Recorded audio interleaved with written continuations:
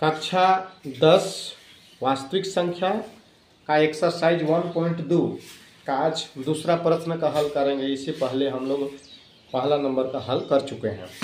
तो पूर्णांकों के निम्नलिखित युग्मों के म स अ जिसको HCF कहते हैं तथा ल स अ LCM ज्ञात कीजिए तथा इसकी जांच कीजिए कि दो संख्याओं का गुणनफल, दो संख्या 26 और 91 का गुणनफल बराबर म स गुना ल स होता है कि नहीं, इसको जांच करना है।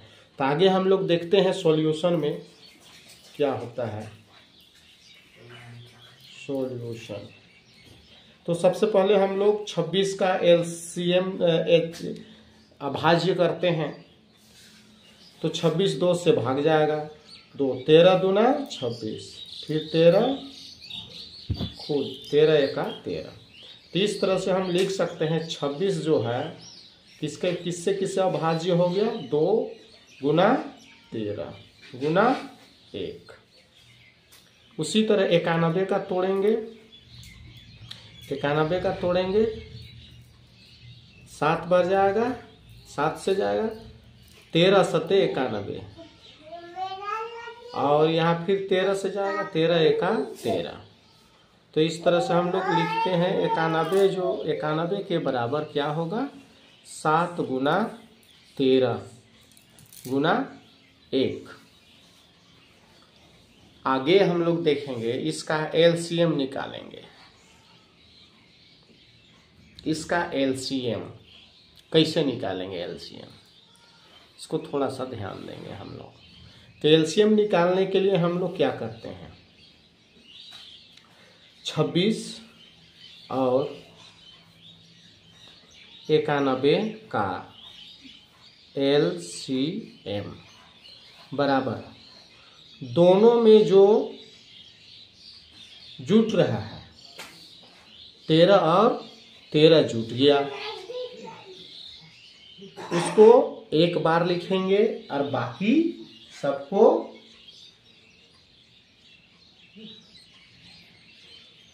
लिखना है।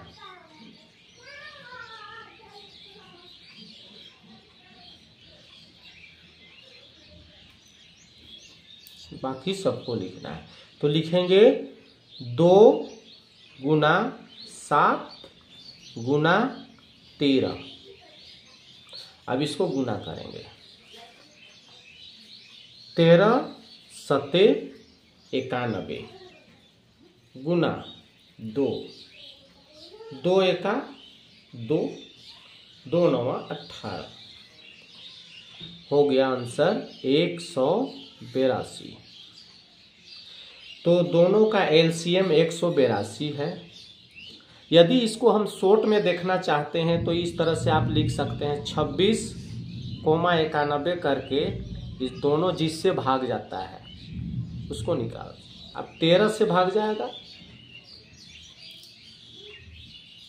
13 दूना 26, 13 सते 91। अब किसी से नहीं जाएगा तो कैसे करेंगे, 13 गुना 2 गुना 7, इसको बराबर करते हैं 13 दूना 26, यहाँ या तो 13 सते 91 गुना 2 सेम चीज है, इसको गुना करने पर 182। तो आप इस तरह से भी निकाल सकते हैं LCM, बहुत ही एकदम अच्छा है, बहुत ही सहज तरीका से है। तो आगे हम लोग देखेंगे इसका HCF 26 और 91 का HCF बराबर दोनों 26 और 91 में दोनों में जो संख्या मिल रहा है, कौन कौन मिला, 13 और 13। तो जो मिलता है उसको हम लिखते हैं। तो 13 मिला तो 13 लिख दिए।